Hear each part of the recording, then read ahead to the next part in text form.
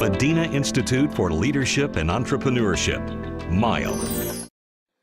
Okay, sorry about that, everybody. Well, thank you very much, Ali, and welcome listeners from around the world. As Ali said, hopefully this will be an interesting story for you. I'm going to talk about my experience as being the captain of a nuclear-powered submarine and how I thought I knew about leadership, but discovered I really didn't know as much as I thought I knew. So I'm going to shift over to my slides now. And we're going to start here.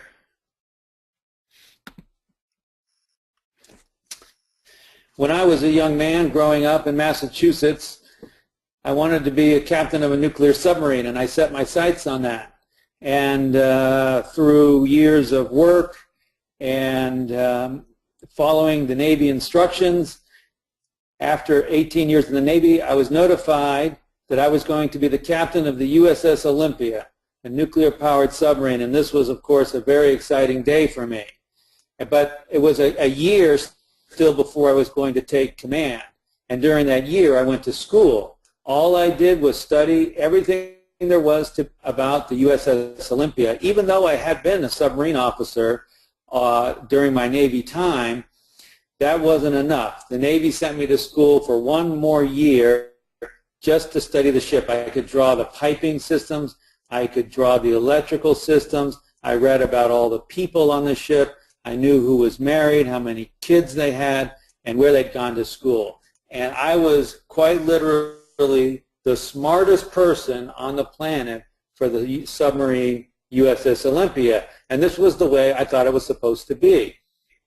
Because when you're the captain of a nuclear submarine and you go and you give all the instructions, all the orders, you better know what you're talking about. So we make sure that the captain has all the answers, and because he has all the answers, he gives all the orders. And because he's going to give all the orders, he better have all the answers. Now, the submarines that I'm talking about, my submarine only had men on board. The United States Navy has now have women on board too. So this is a story for me that involved just my crew of men, but I believe that since we're all people, it applies to everybody. Well, just before I was supposed to take command of the Olympia, a year later, after doing 1 year of school, the plan changed, and I ended up being instructed to take command of a different ship, the USS Santa Fe. Now, had I gone to the Olympia in that model that I told you, we would have had one boss and 134 followers. We would have had one captain and 134 people doing what they were told. And this is the normal leadership model that you find in many organizations. You have leaders and followers. Leaders think, leaders make decisions, leaders give orders, and everyone else follows along.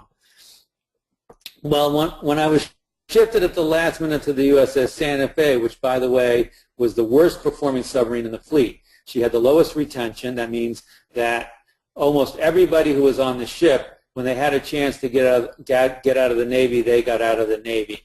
Only 3 sailors of 135 sailors stayed in the Navy during the year before I got to the Santa Fe. Number 2, the ship was not performing well. Now, for a nuclear-powered submarine to not perform well means that they're making little mistakes. Log takers are missing readings. When a piece of equipment would get repaired, and then it would be tested, it wouldn't work right, and we would have to take it apart and repair it again. When the ship was told to get underway, the ship couldn't get underway on time and couldn't go to sea because something was broken. So all these problems added up to the Santa Fe being a poorly performing submarine, and we have a lot of inspections, and the Santa Fe did not do well on inspections.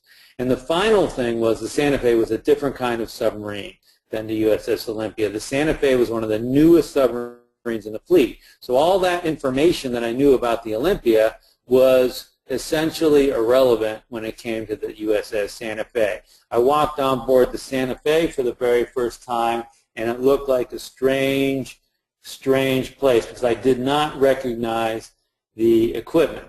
So here I am taking command, and you can see I'm all dressed up in my Navy uniform, looking good, and I'm ready to, quote, inspire my crew, but inside I was very scared because I didn't know how this was going to work. I didn't know how it was going to work, where I was going to be the captain of a ship, but not knowing all the equipment. What am I talking about? Well, this is a picture of the sonar room on the USS Santa Fe, and you can see those yellow lines over there on the left. What we do is we take sound and we convert it to these yellow lines, and one of those yellow lines might be a cruise ship, and one of them might be a oil well, and one of them might be an enemy ship or an enemy submarine or potentially an enemy. And so it's important to know the difference between these lines. And you see these buttons. Sailors would have to push all these buttons. Well, on the Olympia, I would have known what every one of those buttons did, but on the Santa Fe, I didn't. So I would ask the sailor, hey, what do these buttons do? And they would, eventually they would get to a button where they didn't know the answer. They would say, oh, Captain, I know this one, but I forgot what this one does. And part of me wanted to pretend like I knew the answer because the captain was supposed to know the answer, but I didn't do that. I didn't pretend I knew the answer. I just said, well, I don't know either. Let's press it and see what happens. And that was very scary because I was worried if my crew saw that I didn't know all the answers, that they wouldn't follow the instructions. But I really didn't need to worry about that because the crew was highly trained for what? They were highly trained to follow instructions. The better you are at following instructions, the better you are at telling people what to do, the faster we promote you. That's what we want. That's the leadership model that we have. Well, it didn't work. Here's what happened. When the ship got sent to sea, 2 weeks after I took command, we were going to run an exercise on ourselves. Now this circuit I'm showing you here is what we call the engine order, which is the knob that we turn in the control room that tells the people in the engine room how fast to make the ship go. And you can see it says all stop. That means you're just sitting idle in the water, ahead 1/3, 2/3, ahead standard, ahead full, ahead flank. These are the speeds that we use.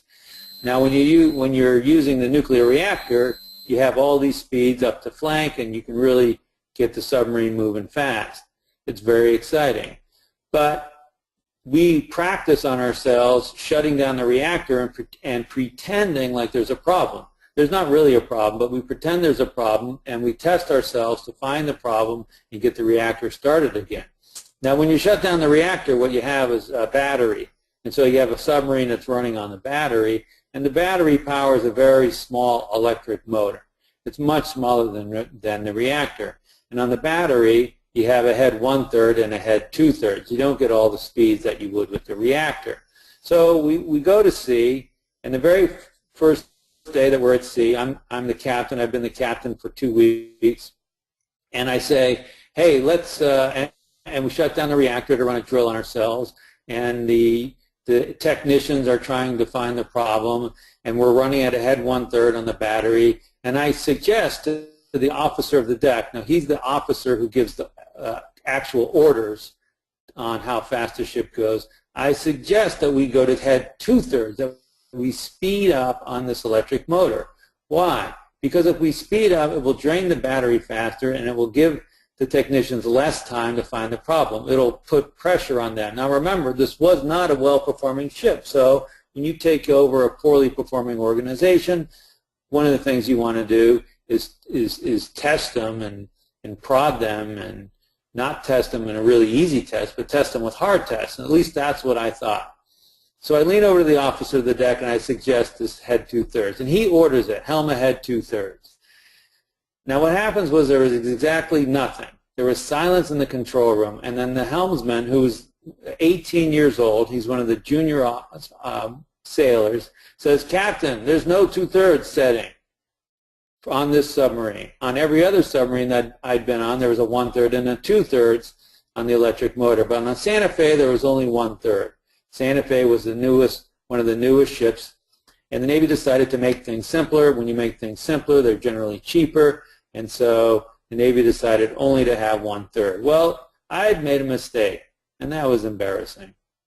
But what really bothered me was the officer of the deck. Now, mind you, the officer of the deck had been on board the submarine over 2 years. He was the most senior officer on the submarine. By time, he was there over 2 years, and I was there just 2 weeks. And I asked him, I said, well, did you know there was no 2/3, just this 1/3? And he said, yes, I did, Captain. And now I was even more confused. And so I asked him, well, why did you order it? Why did you order ahead 2/3 if you knew we couldn't do it? And you all know what he said. He said, because you told me to.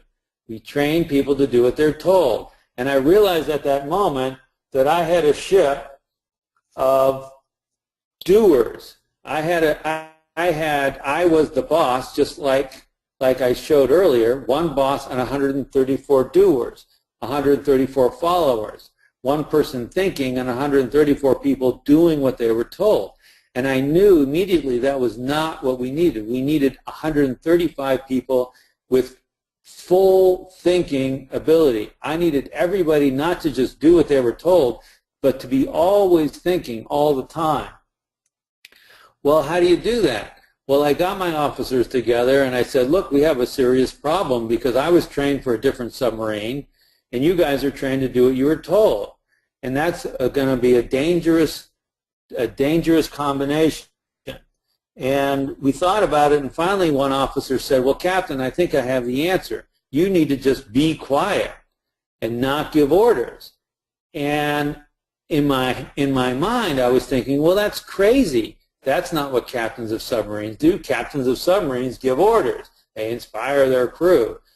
But when I thought about it, I said, I think you might be right.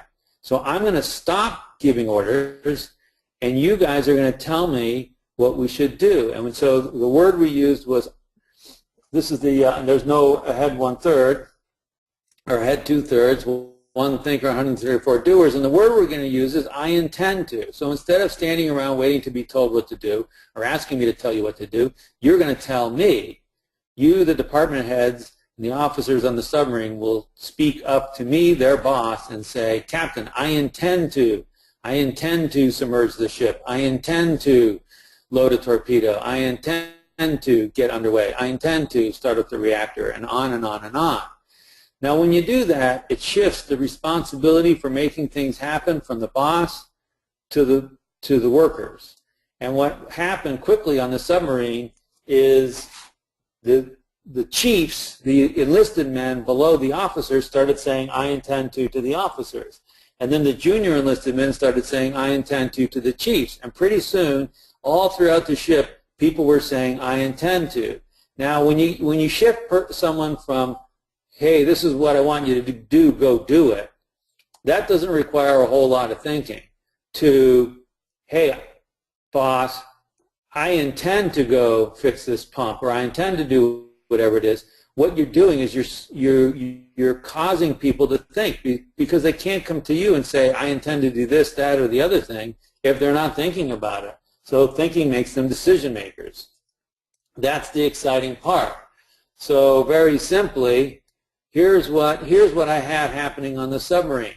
Over and over and over again, people would come to me and they would ask me to tell them what to do. They would say, Captain, tell me what to do. Sometimes it didn't always sound exactly like tell me what to do. Sometimes they would bring me a problem. Captain, there's a problem with the lube oil pump. But they would not bring me a solution. When your people bring you a problem, there's a problem with the lube oil pump, and they don't bring you a solution, that's tell me what to do, because the implication is you're going to turn around and tell them what to do. Okay, make a plan, shut down the engine room so we can disassemble the pump. So you have two choices. You can either turn around and tell them what to do, and this is our natural instinct as humans and leaders and bosses, or you can not tell them what to do. And I had to train myself to stop telling people what to do. So instead of saying, I'll tell you what to do, I would say things like, well, what do you think we should do? Or if you were me, what would you do?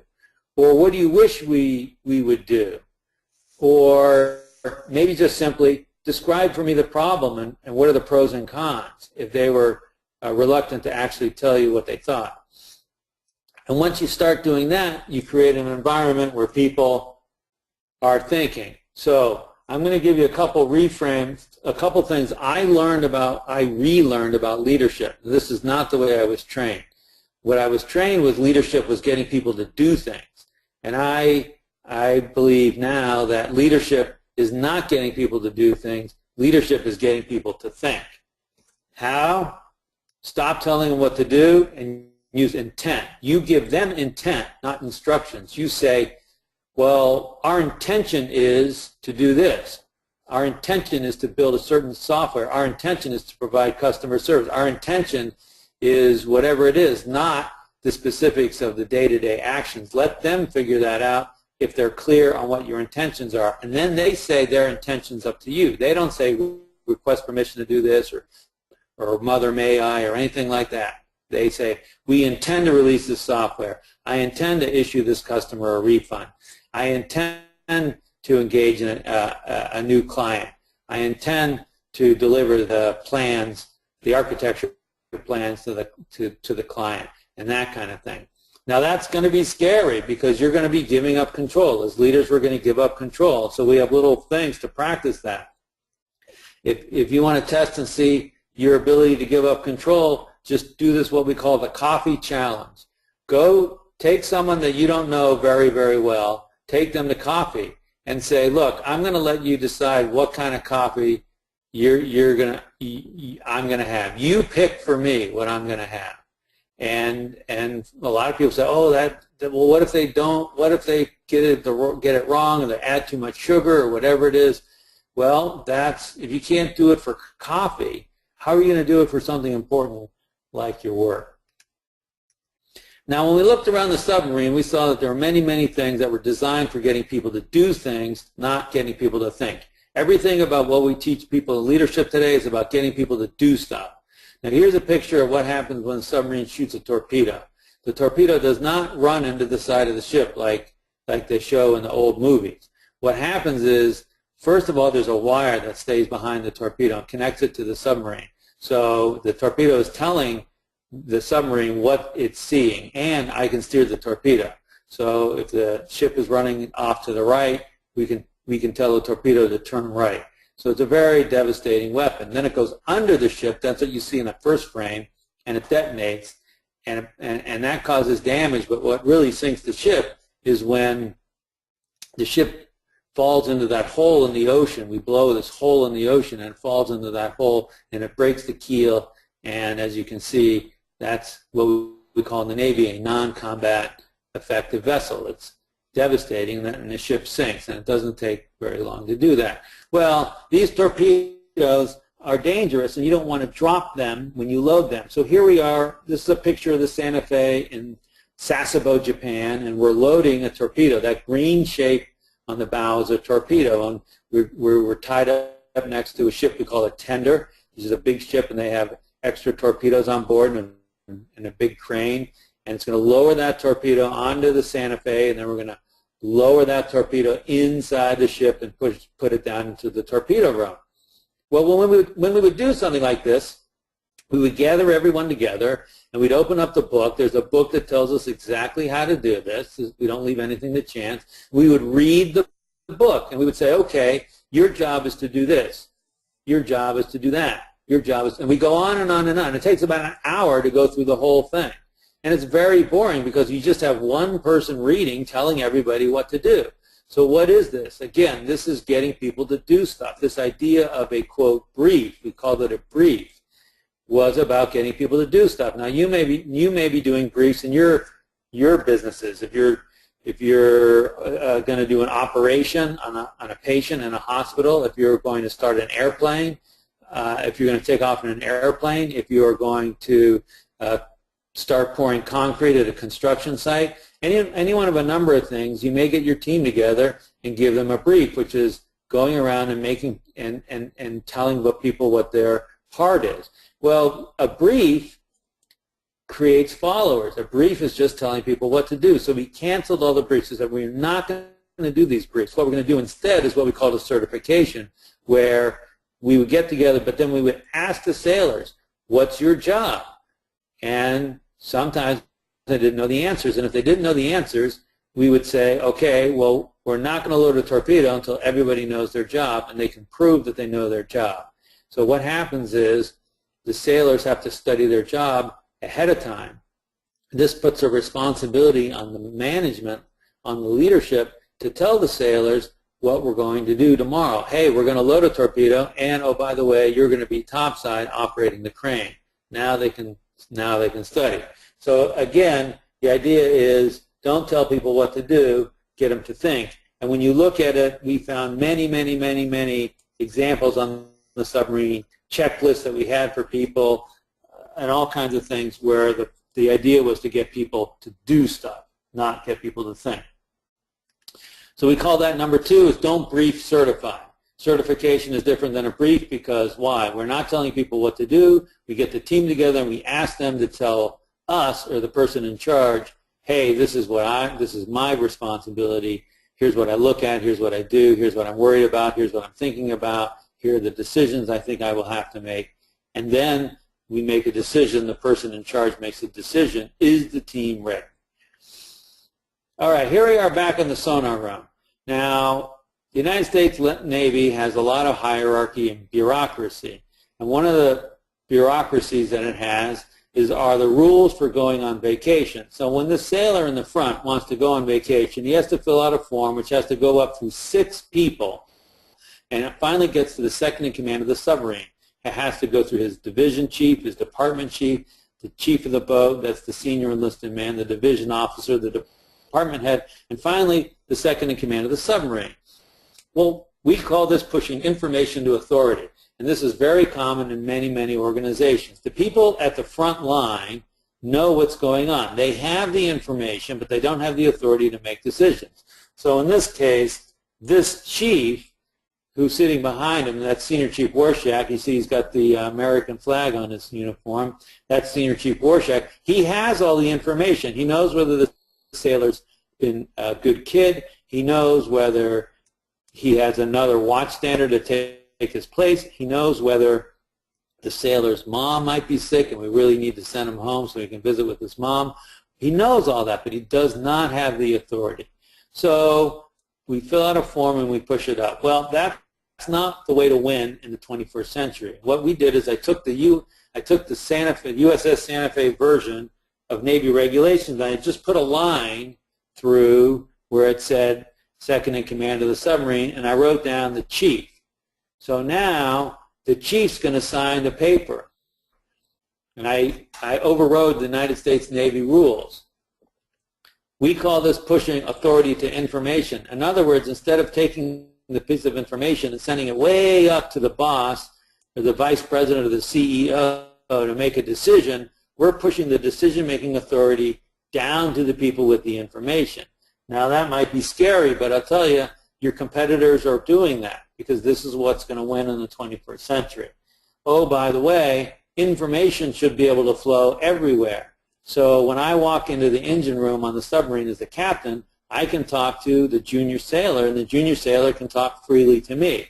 Now, I shouldn't issue orders directly to him, and he should not look to me for decisions. He should look to the chain of command, his immediate boss. But information, just telling me something like, hey, this pump seems to be making a funny noise, which is just information, that should be able to flow any way and every way through the organization.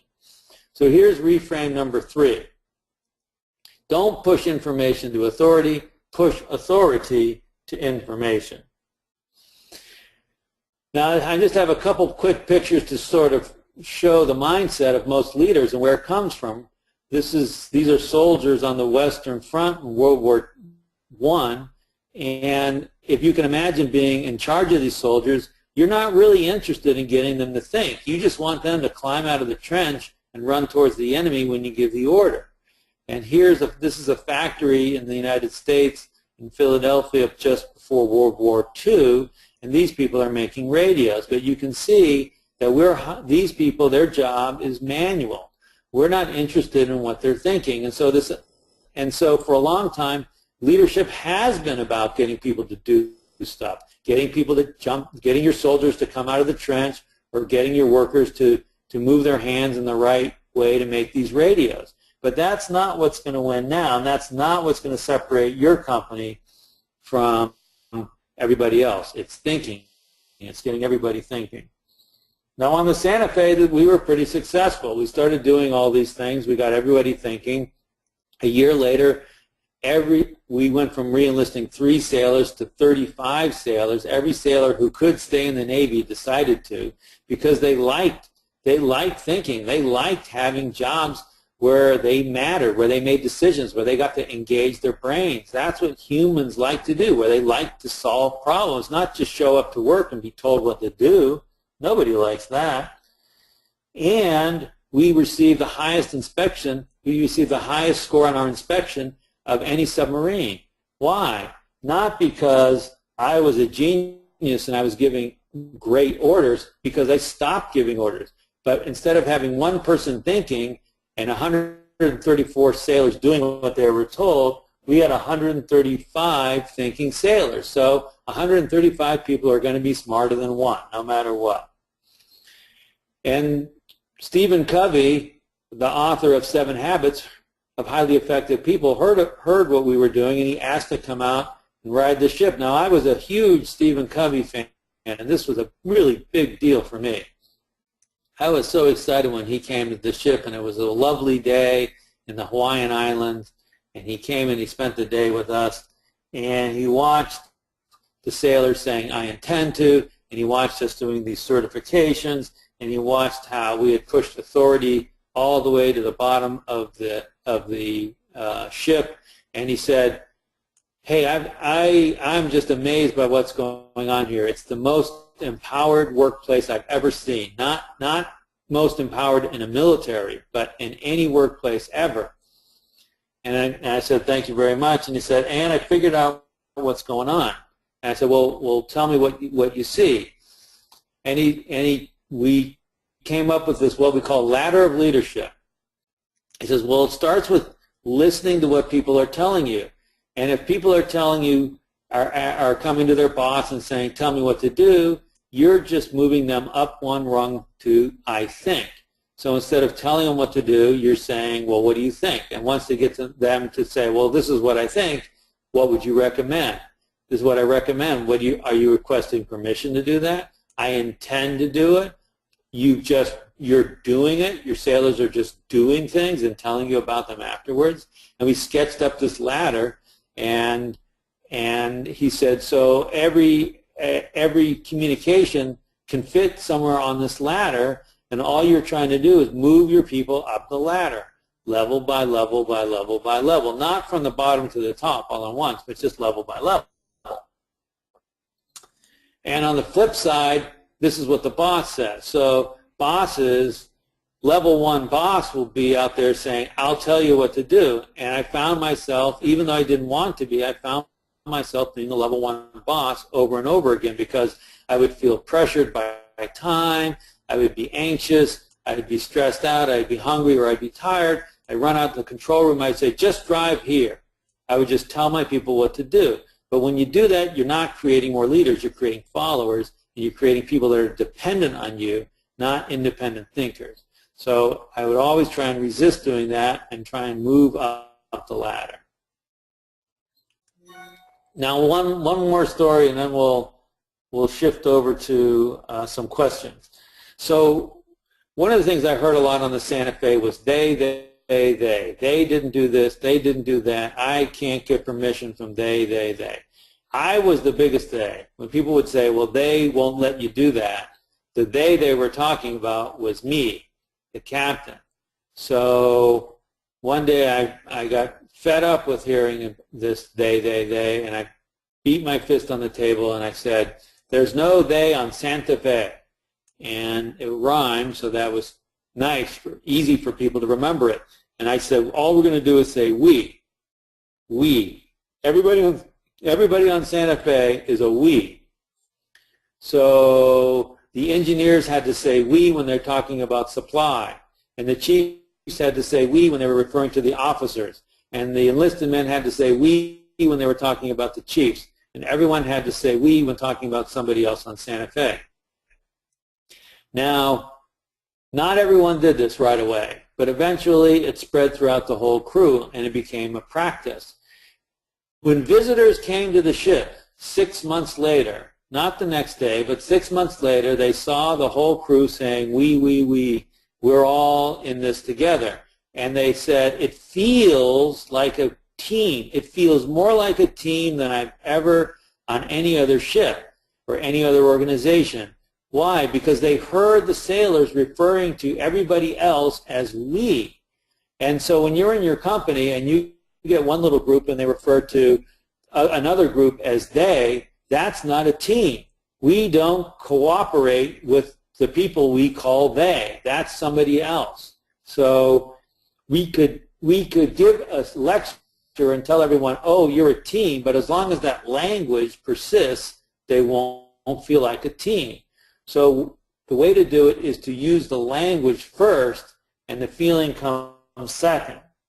And we call this, don't think your way to new action, act your way to new thinking. In other words, don't give a lecture about how you want your people to be more creative, innovative, teamwork, whatever it happens to be. Just figure out the action that will actually cause them to act like a team or act creatively or whatever it is, and then just practice that in that very small way, and eventually they will start thinking like a team.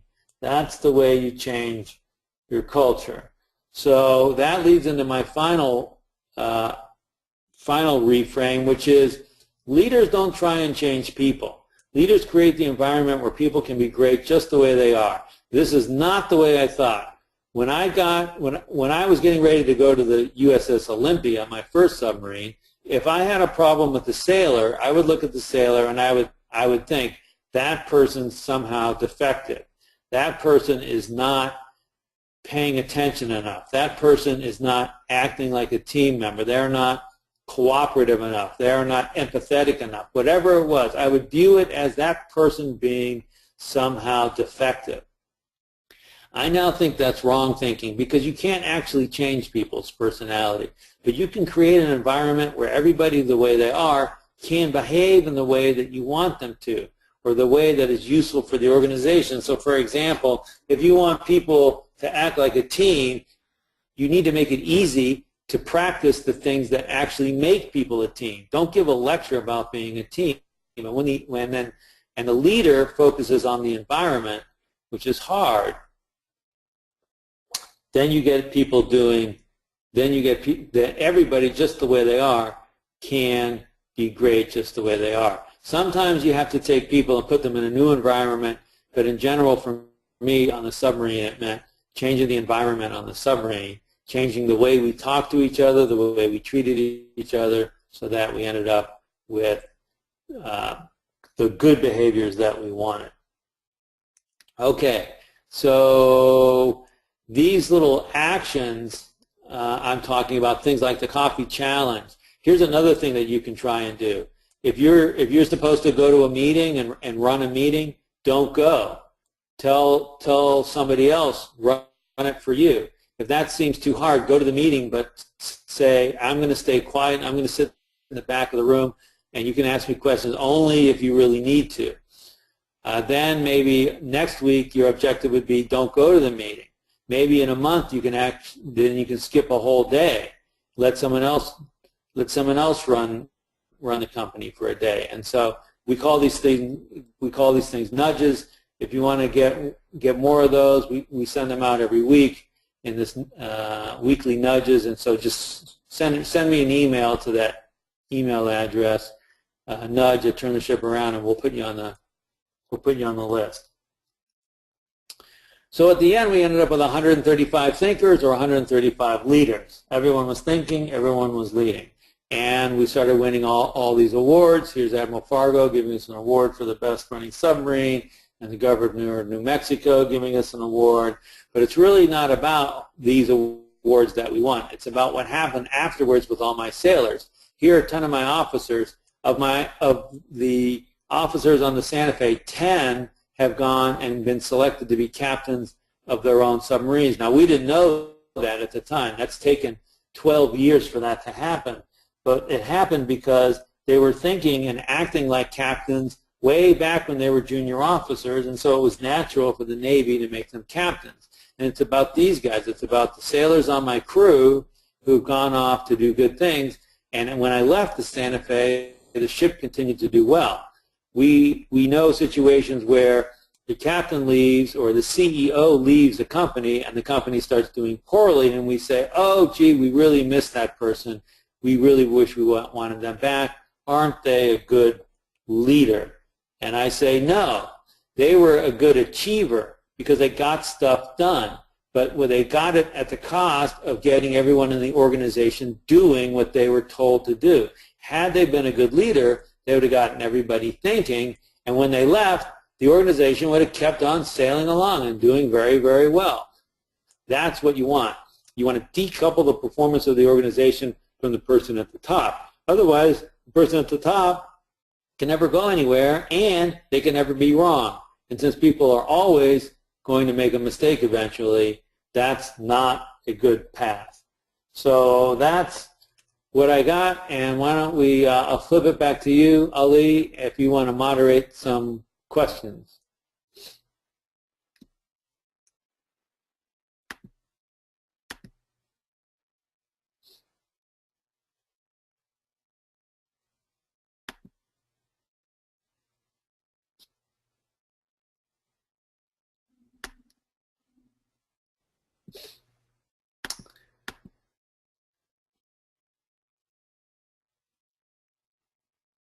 Okay, I don't know if I need to do something.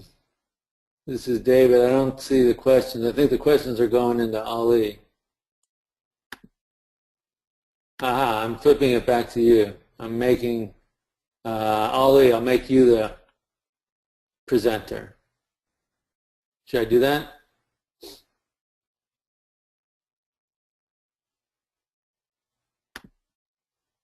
David, can you hear me? Yeah, I can hear you. Okay, yeah, sure. David, you shall remain the presenter. That's an issue.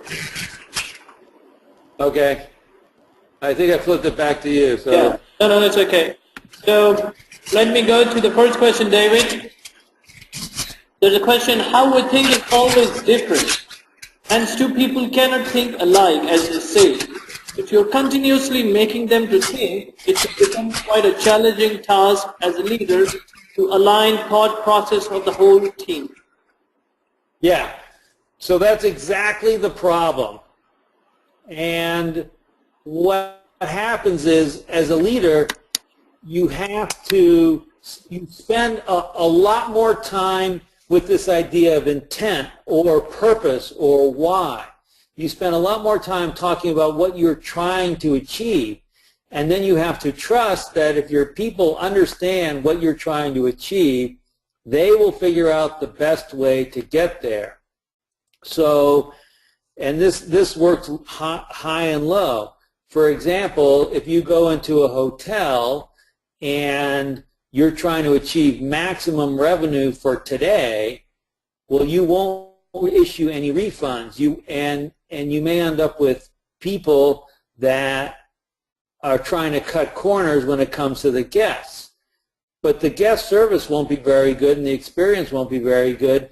And a year from now or 5 years from now, you're going to be struggling. On the other hand, if what you're trying to do is create a high-class guest experience over time, then you're going to spend the extra money and the extra time to take care of the guests. Now, if you're running that hotel, you don't know what happens all over the hotel.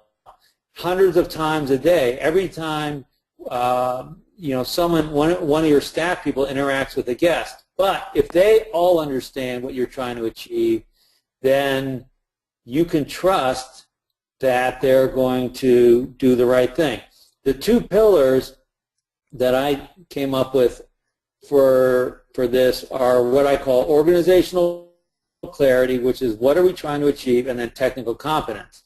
You really do need to know your job. I don't suggest that people not know their job like I went into the Santa Fe, but whatever it happens to be, if you're making decisions about in a hospital operating room and you're trying to get someone else to make a decision, I really need to be trained trained to do that, or trained to pour concrete, or trained to make up a room, or whatever it happens to be. So that's the technique, the reactor, trained to drive the submarine.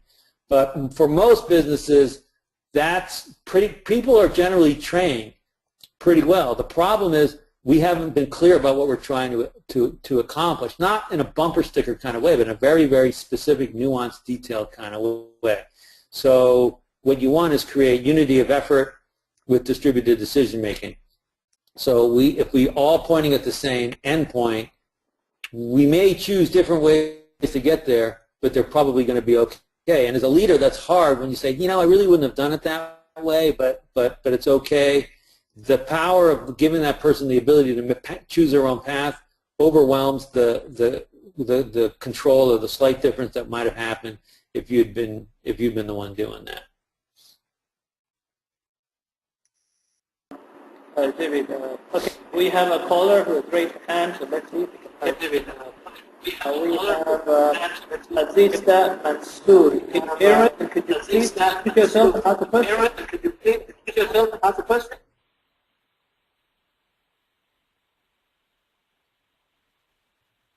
Soon, can you hear us?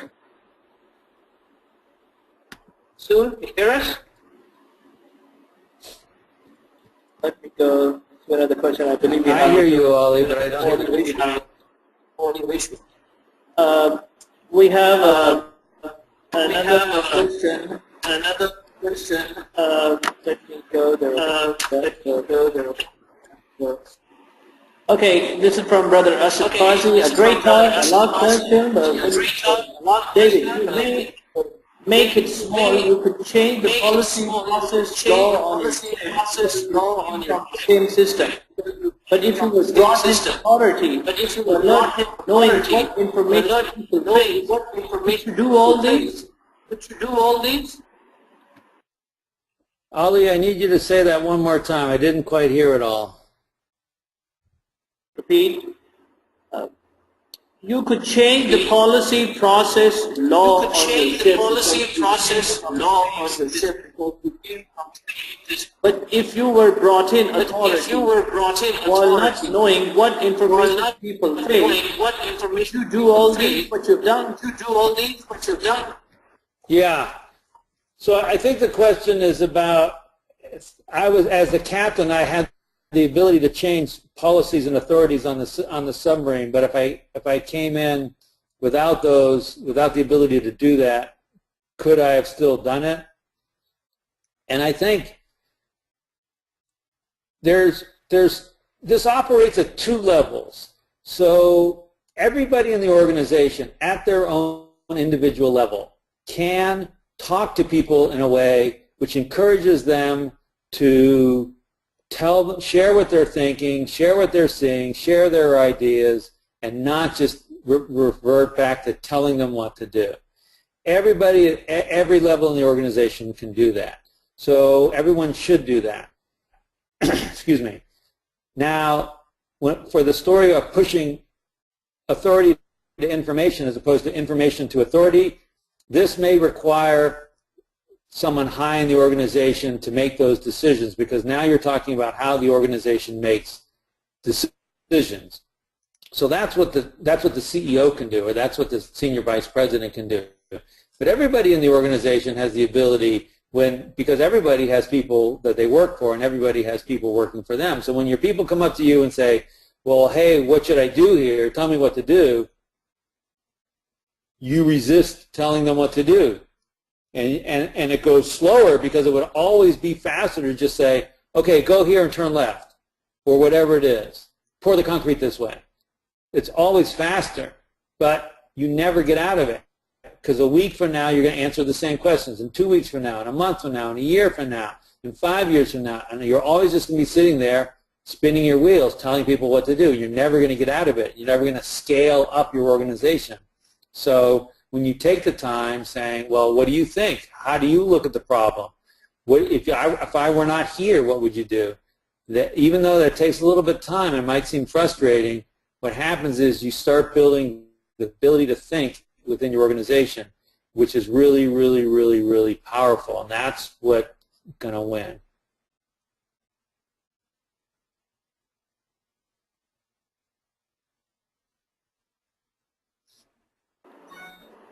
David, I'm going to put you on mute also because people are complaining there's an echo when I speak, I believe, because of the speaker connectivity. Let me move to another quick question from Mr. Brown. How does this model work when there is a need to address individual performance issues? Let me unmute you, David. Unmuted. Well, yeah, this is one of the hard problems. What about individual performance issues? And like I said, leaders create an environment where everybody can perform well. So the way I thought about it is when I saw an individual performance problem, I said, as the leader, it was my responsibility to create an environment where that person could perform properly. I still want everybody on the team to think that they're responsible for their own behavior, but the leader, if all you do is just blame people for their performance, then what happens is you're not fixing the system. So it makes you think about it in terms of, okay, that's this person's problem. So let's say the person made a mistake, didn't act like a team member the way you wanted them to. The way I would think about it is, how do we make it easier to act like a team member? Now, if you've done all that and 99% of the organization is doing the right behavior and the person just isn't getting it, then yeah, you have to make that decision. But those are very, very hard decisions when you flip and say, you know what, this person just is never going to be part of our team. Or if you see a behavior where they're intentionally, like let's say you've made it clear that we want good customer service, and they are just intentionally making a shortcut, and this is the third or fourth or fifth time you've talked to this person, and they're just making a decision not to align with your organization, then yeah, you got to get rid of them. Because what they're saying is, that might be what your purpose is, but that's not my purpose. My purpose is just to make as much money as possible in the next month. And when people don't align with your purpose, then you are unable to give them decision-making authority. So it's important to understand what your purpose is and to communicate it and to identify the people aren't aligned. Usually what happens is those people just quit. They go someplace else because they just don't feel like they fit in. But every once in a while they're stubborn and they don't, and then you have to get rid of them.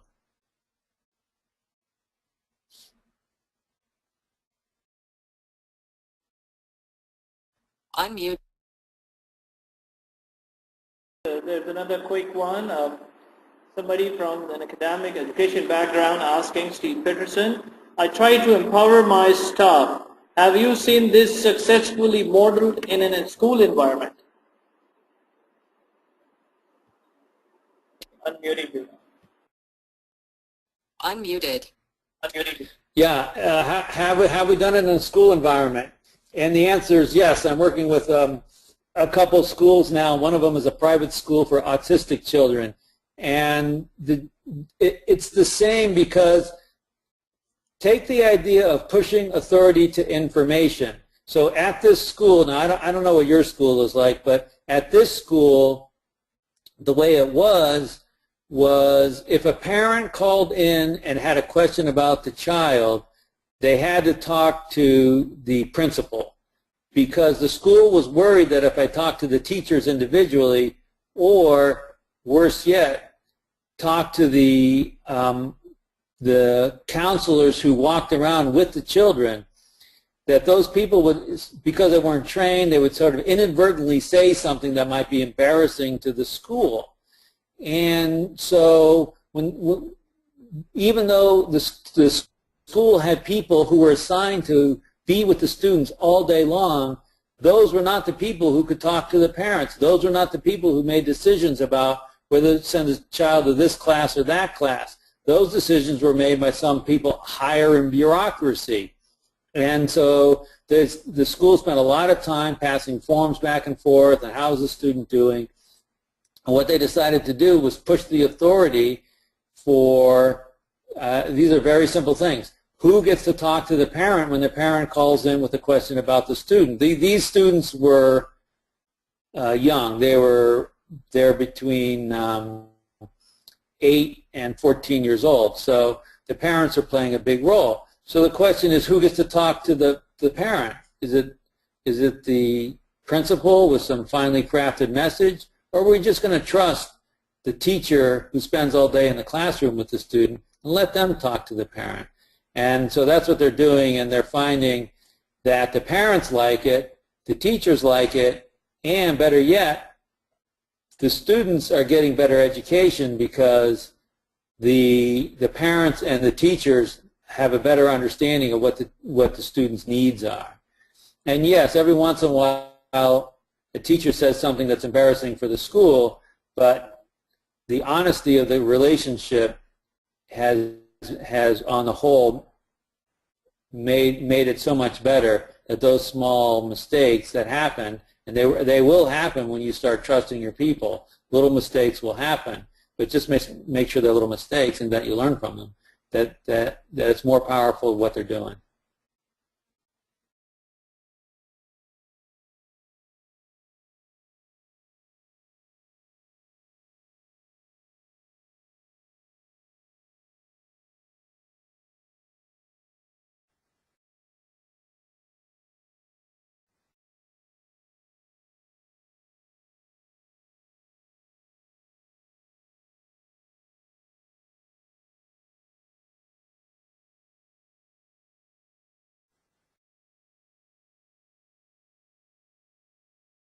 Unmuted.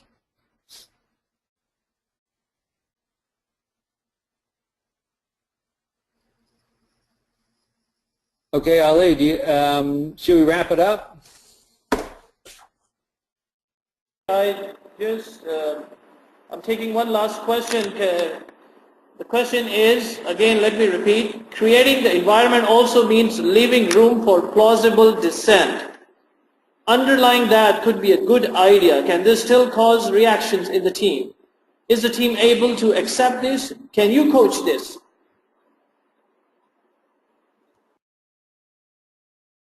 Unmuted. I love the idea of dissent. I always said, if you're just going to tell me what I think or what you think I should think, then I don't really need you because I already know what I think. But dissent sometimes is very uncomfortable, and it depends on your culture. Some cultures are more accepting of dissent than others. But dissent is something that you can practice. Here's something that you can do. When you have a meeting, pass out cards face down, playing like poker cards, playing cards. And as the boss, I would choose about 2 cards red for every 8 cards black. Now, if you got a red card, you had to dissent. You had to disagree. You had to question an assumption. And what happened was, in the meeting, it didn't matter whether you believed the group was going in the right direction or not. If you had a red card, you had to question an assumption or come up with something that was different from the way the group seemed to be going. Now, what happened was people were very uncomfortable at first dissenting, and the group was uncomfortable hearing dissent. But we just practice it. It's like going on a soccer field and practicing kicks. It's just practicing. You kick, kick, kick, kick. Pretty soon you're pretty good at kicking. And what happens is you hear that people would say dissenting opinions in a respectful way, and they would learn how to say a dissenting opinion. Do you say something like, hey, I'm going to take the group in a different direction, or I don't see it that way, or like, what is it that we actually say when we're about to dissent? And the group also heard people dissenting, and they would hear, and after a couple weeks, it became common for people to dissent and hear dissent, and then you can get rid of the cards because now that's part of your culture. And again, the idea is don't give a lecture and tell people, hey, I want to know what you're thinking, because that's not going to work. You have to just practice your way, and the way we did that was with these dissent cards. And so I think this is a great point, and I would urge everybody to practice getting dissenting opinions in some sort of a way, like cards, which doesn't rely on people to risk being viewed as a problem in the group. We practice this. I can tell you, we practiced this with a company in China, and as you probably know, dissenting in China is not something that you generally want to do. And when we passed out the cards, I could tell who had the red cards, because you could see their faces. But the way you make it safe is at the end you let everyone turn the card up, and they say, "Oh, I see. You were disagreeing because you got a red card, not because you were a jerk," and that makes it safe.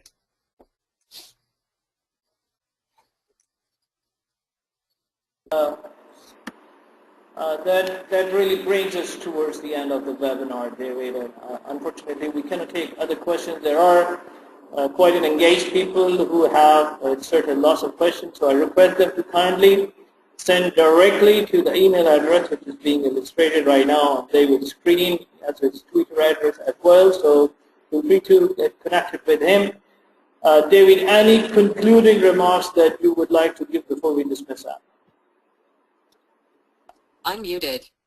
Ollie, thanks. I just want to say that if you go down this path, it will feel anxious. It will feel unnatural. It will not feel right. It did not feel right for me, because our instincts and our training is to take control, tell people what to do, climb to the top of the hierarchy, and when you want to flip that and you want to take the time to listen, to see what people think, and you're going to actually give them authority to make decisions that will impact you, like the coffee, just simple thing like the coffee challenge we talked about earlier, it will feel scary, okay? That's the way it's supposed to feel. That's why being a leader is hard.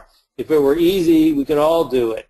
But it's scary, but what you do is you act despite that fear, despite that scariness. You trust your people, and you create leaders all around you, and then you'll be amazed by what they can accomplish. Thank you very much. Well, David, thank you very much once again. I would like to thank you on behalf of MILE, the Madinah Institute for Leadership and Entrepreneurship, for giving us time and presenting this wonderful presentation on this webinar. And all of those who attended this webinar, we would like to also extend our special thanks for making it an interactive experience for all of us. We are recording this webinar, which will be uploaded on MILE Community, which is community.mile.org, in the next couple of days. I've already broadcasted a link from where you can download the soft copy of the presentation which David delivered in this webinar.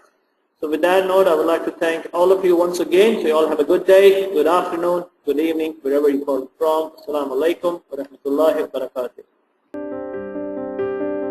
Madinah Institute for Leadership and Entrepreneurship, MILE.